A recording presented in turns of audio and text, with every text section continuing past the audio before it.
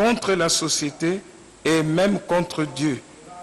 Surtout quand nos souffrances auraient pu être évitées. Mais maintenant n'ont pas de remède, écrit dans le désert de l'impuissance et de l'indifférence.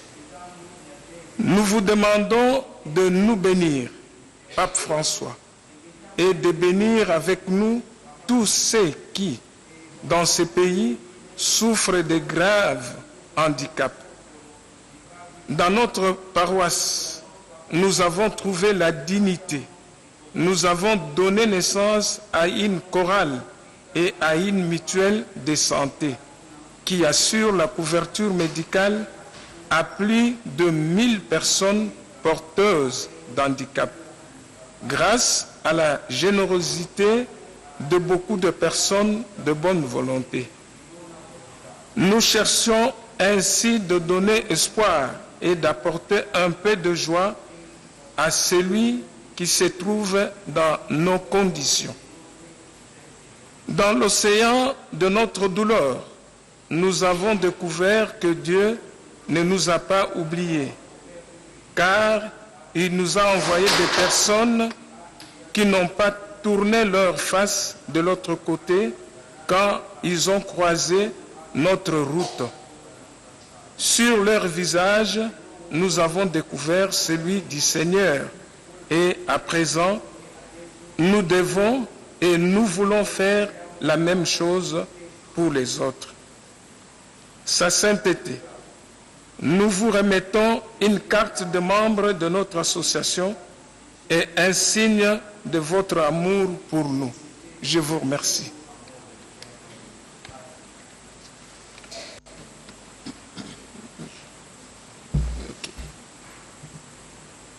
C'est fini, je vais lui mettre ça.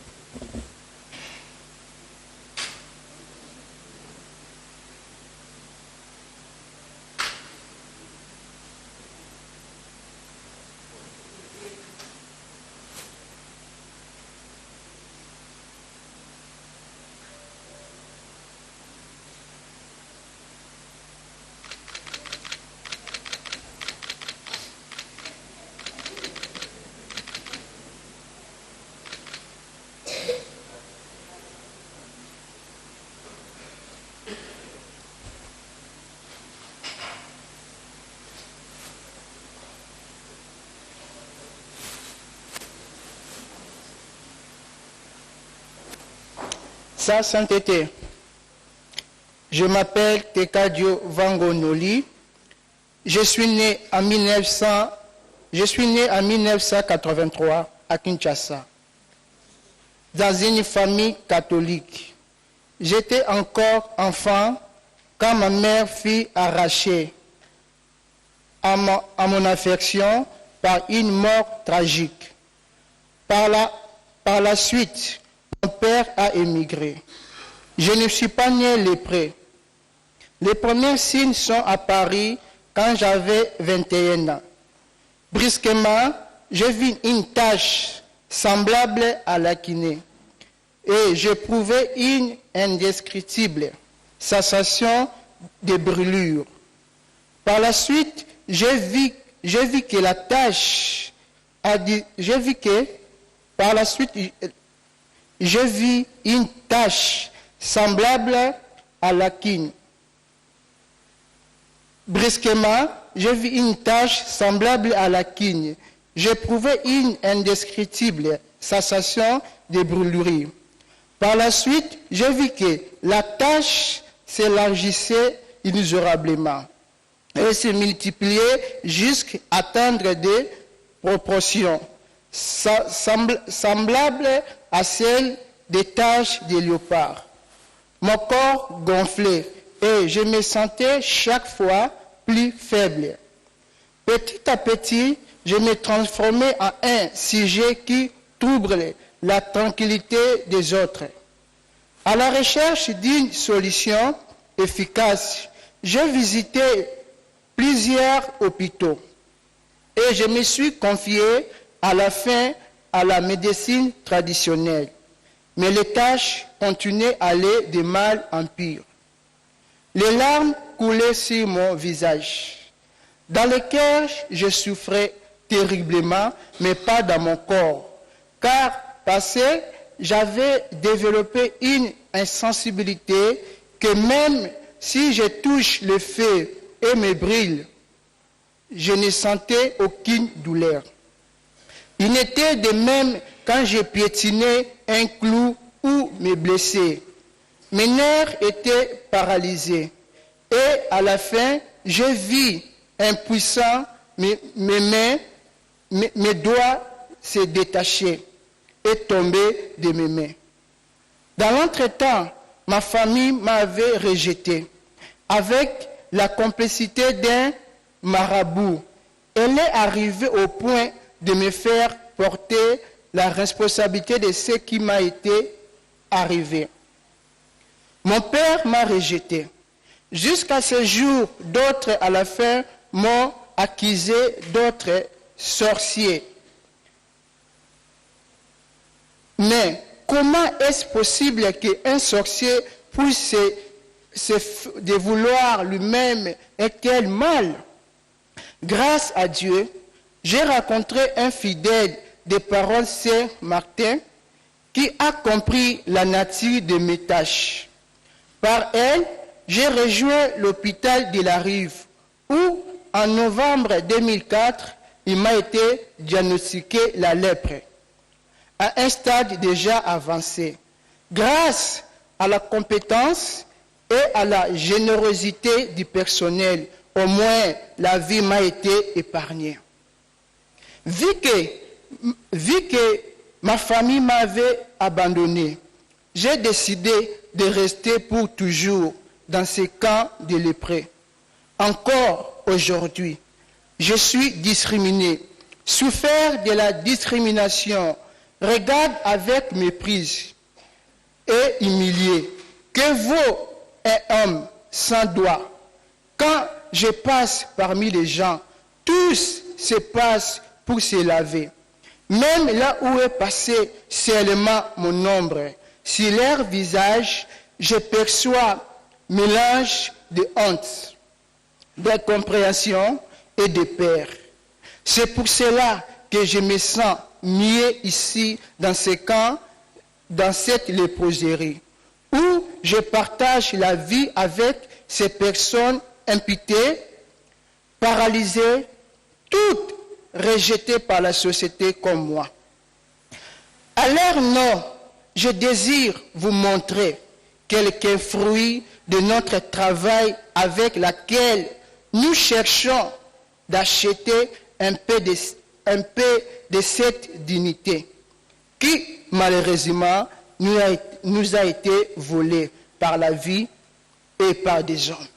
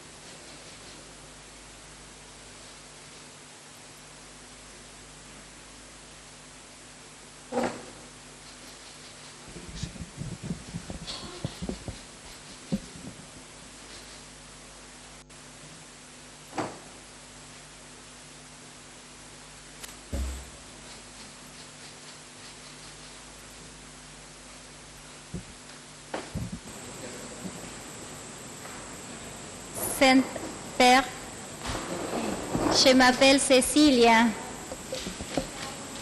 Très Saint-Père, je m'appelle Cécilia et je suis de Córdoba, en Argentine. Je suis ici avec Daniel, de Buenos Aires, et avec un groupe des enfants congolais qui étudient dans notre collège Fasta Père Fosbery de Kimbangu 1, un quartier qui est comme un miroir d'où se reflètent les richesses et les misères quotidiennes de la population de classe moyenne à Kinshasa. Les jeunes grandissent vagabondes, sans emploi et sans instruction. Les familles fréquentent superficiellement des religions diverses et sont profondément instables. Les enfants sont souvent abandonnés et exposés à la violence verbale ou physique, tourmentés par des maladies qu'ils ne peuvent pas soigner par manque de moyens économiques. Notre bien-aimé fondateur avait accueilli l'invitation de votre sainteté à nous pousser jusqu'au Congo, comme l'appel du Seigneur à évangéliser la jeunesse, la famille et la culture dans ces pays. Nous sommes encore une petite réalité, mais combien nous avons appris de cette proverbe africaine. 1000 pas commencent toujours par un pas. Nous nous ouvrons à tous et par conséquent à Kadija qui est ici avec moi et qui a 4 ans, fille des parents musulmans, respectueuse de l'Église et des valeurs de l'Évangile. Kadija, il est en train de découvrir la vie et en elle s'éveille aussi le goût de la spiritualité et du message de Jésus.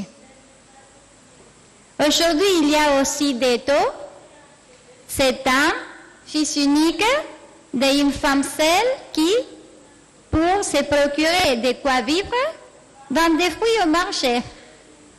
Deto vivait exposé aux dangers de la rue et à la loi des plus forts.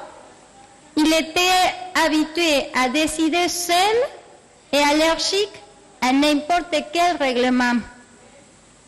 À l'école, il a découvert l'amitié, le respect et la discipline. Et comme on dit ici, il est en train d'apprendre que si on veut aller vite, on peut aller seul. Mais si on veut aller loin, on doit aller ensemble. Aujourd'hui, il y a aussi Simi, 7 ans, arrivé au collège tenant en même sa petite sœur de 6 ans et l'oncle qui les avait accueillis quand il était abandonné de leurs parents. Debbie, par contre, provient d'une famille sur laquelle nous savons que nous pouvons nous appuyer pour la mission.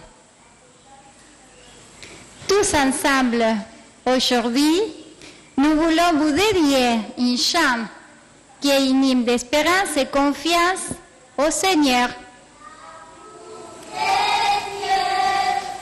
Grand comme ça, et grand comme ça, et grand comme ça, il est pour toi, il est pour moi. Alléluia. Que je sois assise, que je sois debout, en train de sourire, en train de pleurer. Dieu me regarde et m'aime comme ça. Merci.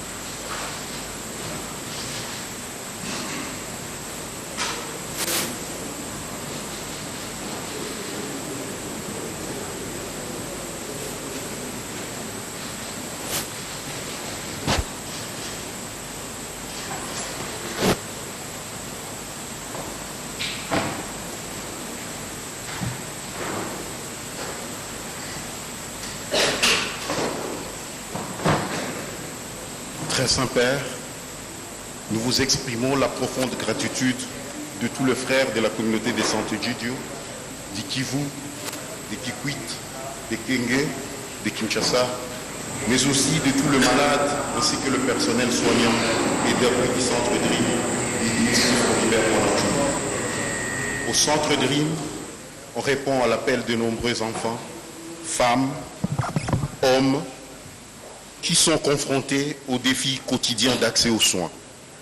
Ce centre, érigé en périphérie de la ville, a ouvert ses portes en 2011 et prend en charge gratuitement les personnes malades de sida.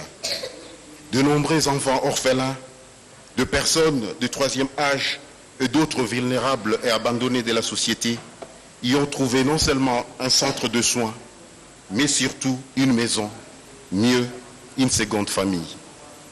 Même 11 ans après, nombreuses sont les personnes qui nous rappellent leur premier jour au centre et ne s'abstiennent pas de nous dire « Grand merci, car je suis venu mort et vous m'avez donné une seconde vie. En effet, à travers vous, Dieu m'a donné une seconde vie. » Bien que notre centre soit devenu un centre de référence pour toutes les personnes malades de sida, nous recevons de malades avec d'autres problèmes de santé, comme la malnutrition, l'hypertension artérielle, le diabète. Plusieurs personnes ont à ce jour bénéficié de ce service. Plus de 1800 personnes sont suivies régulièrement au centre. Plus de 1000 enfants sont nés sains de mères positives. De milliers de personnes ont bénéficié des services de prévention de maladies et promotion de la santé. Conseils, sensibilisation sur la santé dans les écoles, marchés et encore la vaccination contre la Covid-19. Le dépistage du cancer du col utérin. De nombreux enfants orphelins et autres vulnérables sont soutenus pour leur scolarisation. Le quartier autour du centre bénéficie de l'accès gratuit à l'eau potable. Le plus fragile et vulnérables ont accès à une intégration alimentaire. Selon l'esprit de la communauté de Sant'Egidio, nous prions pour le malade le premier lundi et pour la paix le troisième lundi de chaque mois. À travers cette délégation, nous voudrions recevoir cette bénédiction pour nous, mais aussi pour tous nos frères et sœurs de la communauté de Sant'Egidio en province, le malade et le personnel soignant. Nous en avons besoin, très cher Père, et à notre tour, nous continuons à prier pour que le Seigneur vous protège, vous donne la santé et la longévité. Nous voudrions vous présenter un symbole de notre mission.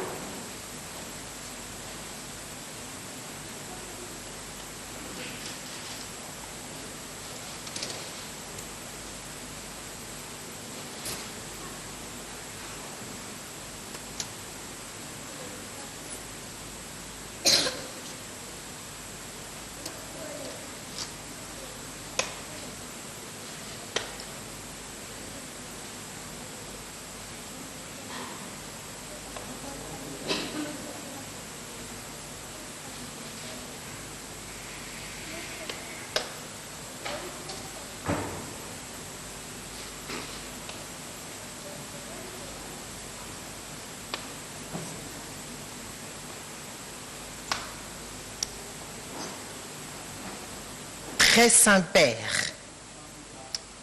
la chanson que nous vous dédions ce soir est un cadeau qui provient du fond de notre cœur, intitulé « À vous mes parents », dont nous en sommes les compositeurs, qui est l'un de notre exploit. Cette chanson raconte notre histoire. À vous l'écoute.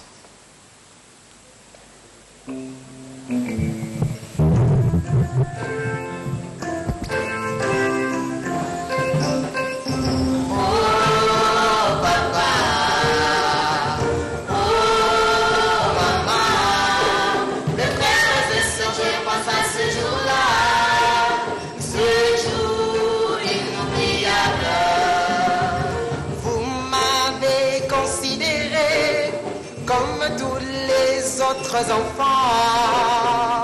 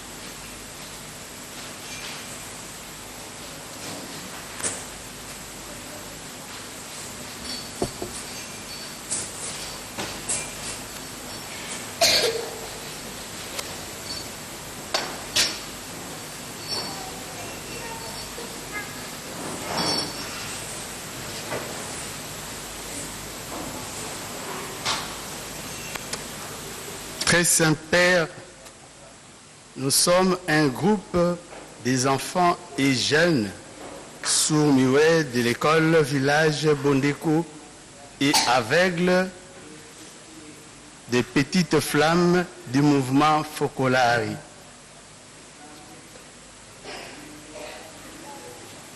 Autour de nous, il y a plus sourds et plus muets que nous, parce que ils nous ignorent, se bouchent les oreilles pour ne pas nous voir et ne pas nous entendre quand nous demandons seulement une éducation adaptée à nos conditions particulières. Beaucoup de personnes sourdes qui ne trouvent pas, qui se trouvent dans nos circonstances, sont analphabètes et ne réussissent pas à s'intégrer dans la société, surtout professionnellement. Elles sont mises à côté, opprimées et rejetées par la société. Nous avons besoin de guides et d'experts qui se souviennent de nous et s'efforcent d'améliorer la qualité de notre vie. Pour cela, nous vous confions aujourd'hui, très Saint-Père, notre rêve d'une société plus inclusive. Nous vous disons cela en langue des signes qui nous est propre.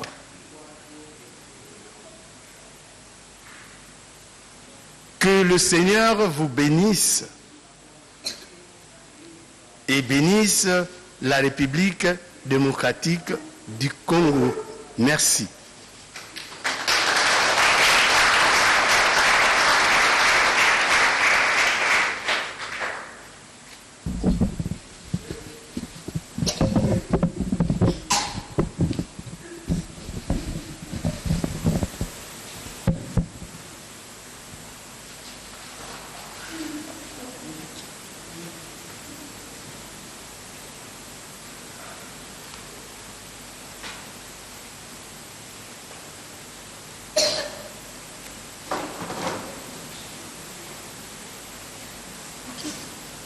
Très Saint-Père,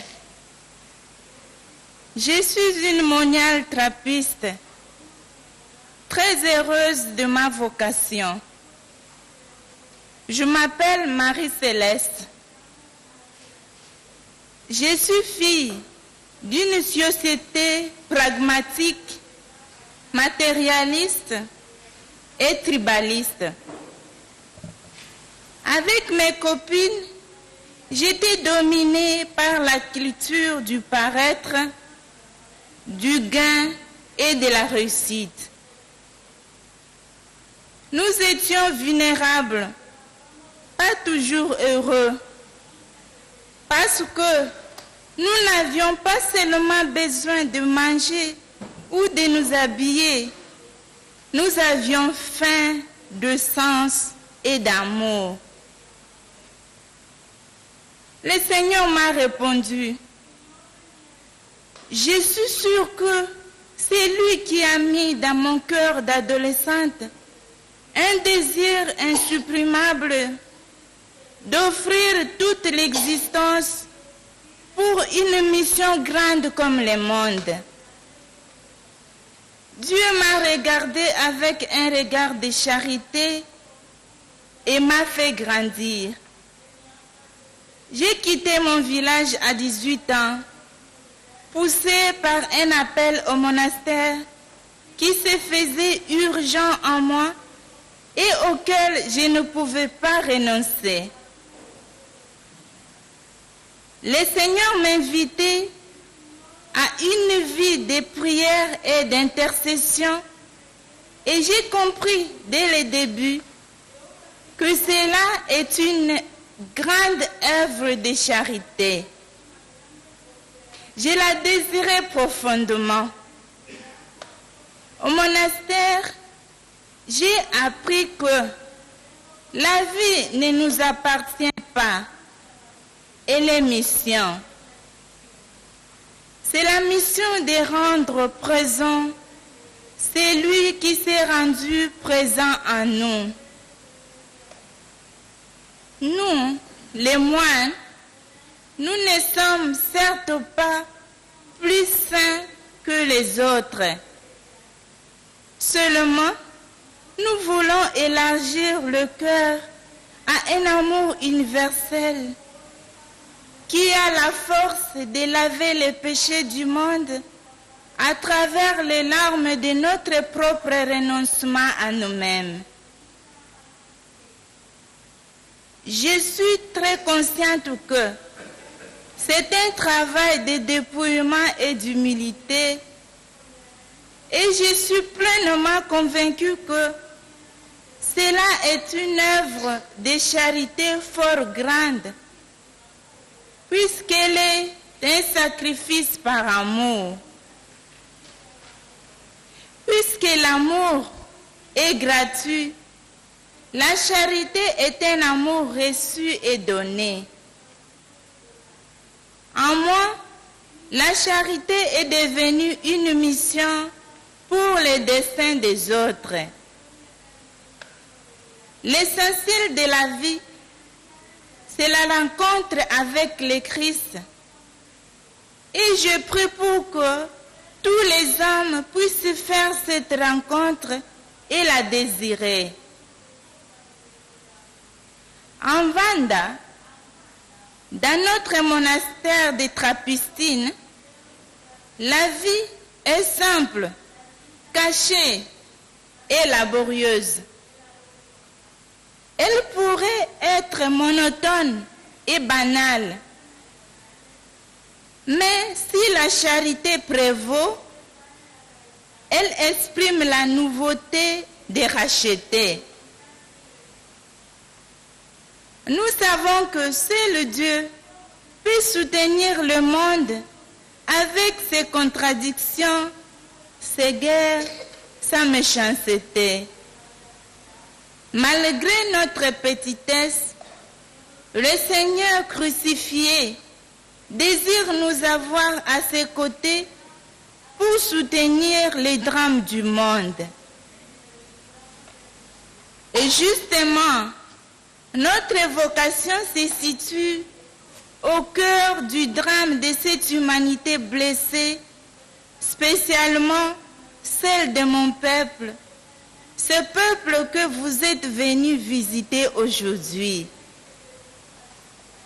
Nous assumons et offrons du dédain le mystère des douleurs que la vie demande, parce que toute angoisse et toute épreuve vécue chrétiennement a une valeur de rédemption.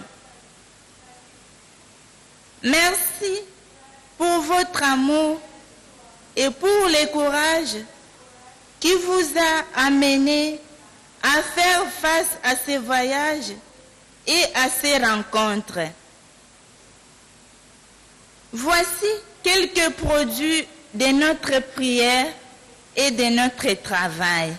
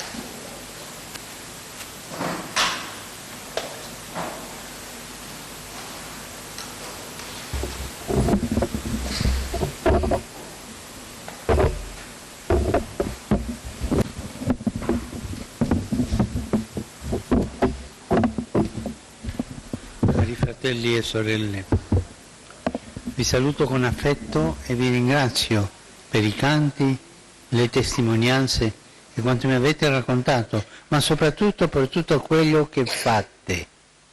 Questo paese dove c'è tanta violenza che rimbomba come il tonfo fragoroso di un albero abbattuto, voi siete la foresta che cresce ogni giorno in silenzio e rende l'aria migliore, respirabile. Certo, fa più rumore l'albero che cade, ma Dio ama e coltiva la generosità che silenziosamente germoglia e porta frutto e posa lo sguardo con gioia su chi serve ai bisognosi. Così cresce il bene nella semplicità dei mani e cuori protesi verso gli altri, nel coraggio dei piccoli passi per avvicinarsi ai più deboli, nel nome di Gesù. È proprio vero quel proverbio che ha citato Cecilia: 1000 passi cominciano sempre da uno. Mi ha colpito una cosa: non mi avete semplicemente elencato i problemi sociali e non avete enumerato tanti dati sulla povertà, ma avete soprattutto parlato con affetto dei poveri. Avete raccontato di voi, delle persone che prima non conoscevate e che ora vi sono diventate familiari, nomi e volti. Grazie per questo sguardo che sa riconoscere Gesù nei suoi fratelli più piccoli.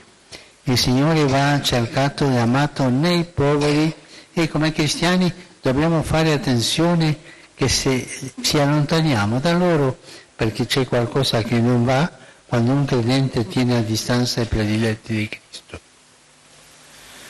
Mentre tanti oggi li scartano, voi li abbracciate. Mentre il mondo li sfrutta, voi li promuovete. La promozione contro lo sfruttamento, ecco la foresta che cresce mentre imperversa, violento il disboccamento dello scarto. Io vorrei dare voce a quello che fate, favorire la crescita e la speranza della Repubblica Democratica del Congo e in questo continente. Sono venuto qui animato dal desiderio di dare voce a chi non ha voce. Quanto vorrei che i media dessero più spazio a questo paese e all'Africa intera, che si conoscano i popoli, le culture, le sofferenze e le speranze di questo giovane continente del futuro. Si scopriranno talenti immensi e storie di vera grandezza umana e cristiana, storie nate in un clima genuino, che ben conoscete il rispetto per i più piccoli, che ben conosce il rispetto per i più piccoli, per gli anziani e per il creato. È bello darvi voce qui in Nunziatura perché le rappresentanze pontificie e le casse del Papa sparse nel mondo sono e devono essere amplificatori di promozione umana, snodi di carità, in prima linea nella diplomazia della misericordia, nel favorire aiuti concreti e nel promuovere reti di cooperazione. Ciò già avviene senza clamore in tante parti del mondo e qui da molto tempo. Questa casa è da decenni una presenza vicina, inaugurata 90 anni fa come delegazione apostolica, celebrata a pochi giorni il 60° anniversario dell'elevazione Annunziatura. Fratelli e sorelle che amate questo paese e vi dedicate alla sua gente, quanto fate è meraviglioso, ma non è per nulla facile. Viene a piangere nel sentire storie come quelle che mi avete raccontato di persone sofferenti, consegnate dall'indifferenza generale a una vita a randaggia, che le porta a vivere per strada, esponendole al rischio di violenze fisiche e di abusi sessuali, eppure all'accusa di stregoneria, mentre sono solo bisognose di amore e di cure.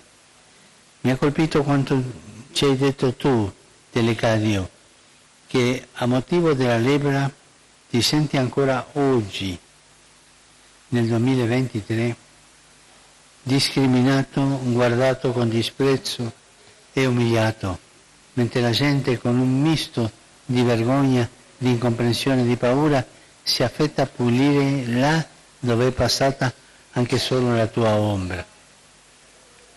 La povertà e il rifiuto offendono l'uomo, ne sfigurano la dignità. Sono come cenere che spegne il fuoco che porta dentro. Sì, ogni persona, in quanto creata a immagine di Dio, risplende di un fuoco luminoso, ma solo l'amore toglie la cenere che lo ricopre. Solo ridando dignità si restituisce umanità. Mi ha rattristato sentire che anche qui, come in molte parti del mondo, bambini e anziani vengano scartati. Oltre che scandaloso, questo è nocivo per l'intera società, che si costruisce proprio a partire dalla cura per gli anziani e per i bambini, per le radici e per l'avvenire. Ricordiamoci, uno sviluppo veramente umano non può essere privo di memoria né di futuro. Memoria che la portano gli anziani, futuro che la portano i giovani. Fratelli, sorelle, oggi vorrei condividere con voi e attraverso di voi, con i tanti operatori di bene in questo grande paese, due interrogative. Anzitutto, ne vale la pena? Primo interrogativo, ne vale la pena?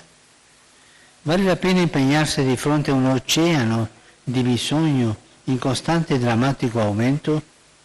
Non è un darsi da fare vano, oltre che spesso sconfortante? Ci aiuta quello che ha detto Sor Maria Celeste. Nonostante la nostra piccolezza, il Signore crocifisso desidera averci al suo fianco per sostenere il dramma nel mondo. È vero, la carità sintonizza con Dio ed Egli ci sorprende con prodigi inesperati che avvengono per mezzo di chi ama. Le vostre storie sono ricche di eventi stupendi, noti al cuore di Dio e impossibili alle sole forze umane.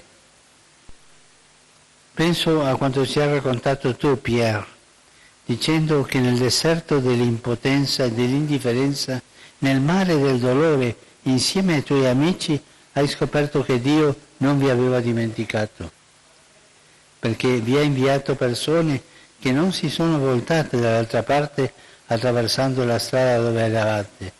Così nel loro volto avete riscoperto quello di Gesù e adesso volete fare lo stesso per gli altri. Il bene è così, il bene è diffusivo, non si lascia paralizzare dalla rassegnazione e dalle statistiche, ma invita a donare agli altri quanto si è ricevuto gratuitamente. Io ricevo e io do. C'è bisogno che soprattutto i giovani vedano questo, volti che superano l'indifferenza guardando le persone negli occhi, mani che non imbracciano armi e non maneggiano soldi, ma si protendono verso chi sta a terra e lo rialzano alla sua dignità, la dignità di figlia e figlio di Dio. Soltanto in un caso è lecito guardare una persona da alto e basso, caso, per aiutarla a sollevarsi. Altrimenti non si può mai guardare una persona dall'alto in basso. Ne vale la pena dunque, ed è un bel sogno che le autorità, attraverso i recenti accordi con la Conferenza Episcopale, abbiano riconosciuto e valorizzato l'opera di quanti si impegnano in campo sociale e caritativo. Ciò certamente non significa che si possa delegare sistematicamente al volontariato la cura dei più fragili, così come l'impegno nella sanità e l'istruzione. Sono compiti prioritari di chi governa, con l'intenzione di assicurare i servizi fondamentali anche alla popolazione che vive lontana dai grandi centri urbani. Al tempo stesso i credenti in Cristo non devono mai infrangare la testimonianza della carità, che è testimonianza di Dio con la ricerca di privilegi, prestigio, visibilità e potere. Questa è una cosa brutta, questo non farlo mai. No, i mezzi, le risorse e i buoni risultati sono per i poveri e chi si occupa di loro è sempre chiamato a ricordarsi che il potere è servizio e che la carità non porta a stare sugli allori, ma domanda urgenza e concretezza. In questo senso tra le molte cose da fare vorrei sottolineare una sfida che riguarda tutti e non poco questo Paese. A causare la povertà non è tanto l'assenza di beni e di opportunità, ma la loro iniqua distribuzione. Chi è benestante, in particolare se cristiano, è interpellato a condividere quanto possiede con chi è privo dal necessario, tanto più se appartiene allo stesso popolo. Non è questione di bontà, ma di giustizia. Non è filantropia, è fede, perché, come dice la Scrittura, la fede senza le opere è morta. Ecco allora un secondo interrogativo proprio sul dovere e sull'urgenza del bene. Come farlo? Come fare la carità? Quali criteri seguire? A questo proposito vorrei offrirvi 3 semplici punti. Sono aspetti che le istituzioni caritative operanti qui già conoscono, ma che fa bene ricordare, perché servire Gesù nei poveri sia una testimonianza sempre più feconda. Anzitutto la carità chiede esemplarità, infatti non è solo qualcosa che si fa, ma è l'espressione di ciò che si è uno stile di vita, è vivere il Vangelo. Occorrono perciò credibilità e trasparenza. Penso alla gestione finanziaria e amministrativa dei progetti, ma anche all'impegno a offrire servizi adeguati e qualificati. È proprio questo lo spirito che caratterizza tante opere ecclesiali di cui beneficia questo Paese e che ne hanno segnato la storia. Ci sia sempre esemplarità. Secondo punto, la lungimiranza, cioè il saper guardare avanti.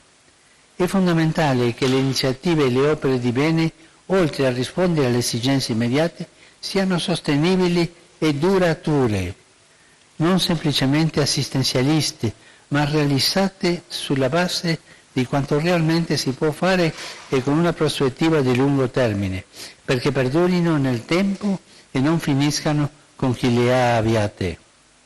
In questo paese, ad esempio, c'è un suolo incredibilmente fecondo, una terra estremamente fertile. La generosità di chi aiuta non può non sposare questa caratteristica, favorendo lo sviluppo interno di quanti popolano questa terra, insegnando loro a coltivarla, dando vita ai progetti di sviluppo che mettano il futuro nelle loro mani.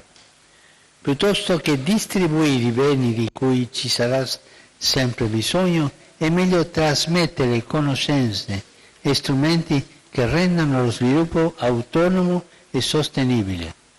In proposito, penso anche al grande contributo offerto dalla sanità cattolica, che in questo Paese, come in molti altri nel mondo, dà sollievo e speranza alla popolazione, venendo incontro a chi soffre con gratuità e con serietà, cercando sempre, proprio come deve essere, di soccorrere attraverso strumenti moderni adeguati. Esemplarità, lungimiranza e infine, terzo elemento, connessione. Fratelli e sorelle, bisogna fare rete, non solo virtualmente, ma concretamente, come avviene in questo Paese nella sinfonia di vita delle grandi foreste e nella sua variegata vegetazione. Fare rete, lavorare sempre più insieme, essere in costante sinergia fra voi, in comunione con le chiese locali e col territorio.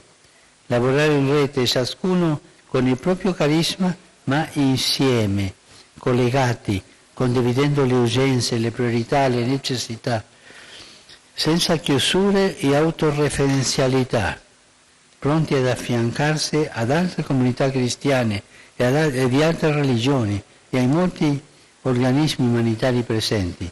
Tutto per il bene dei poveri. Fare rete con tutti. Cari fratelli e sorelle, vi lascio questi spunti e vi ringrazio per quanto avete lasciato oggi nel mio cuore. Quello è vero, eh? Grazie. Grazie tante perché avete toccato il cuore. Siete preziosi. Vi benedico e vi chiedo per favore di continuare a pregare per me, che ne ho bisogno. Grazie.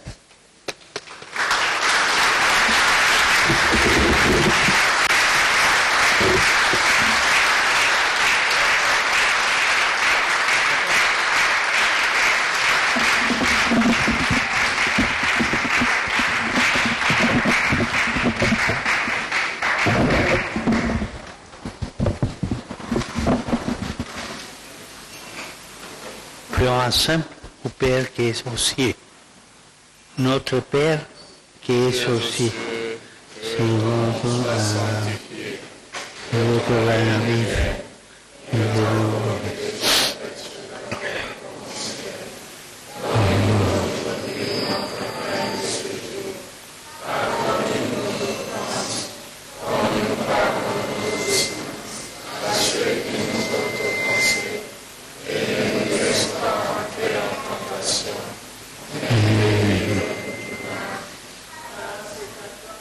le Seigneur est avec vous.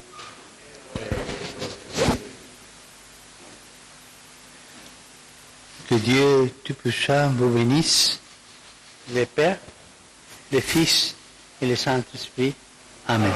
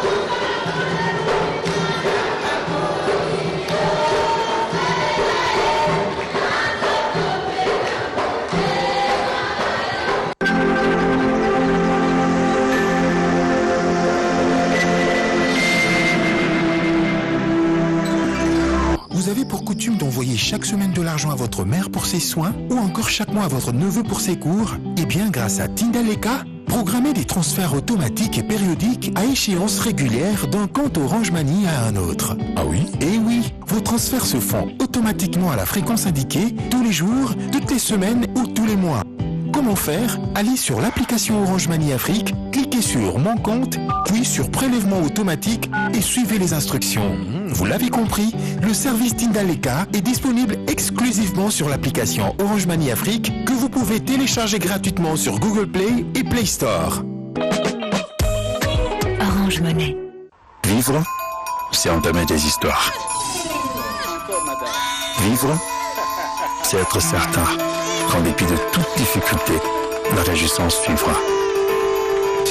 Vivre, c'est apprendre à avancer avec courage, confiance et détermination. Vivre, c'est continuer à évoluer avec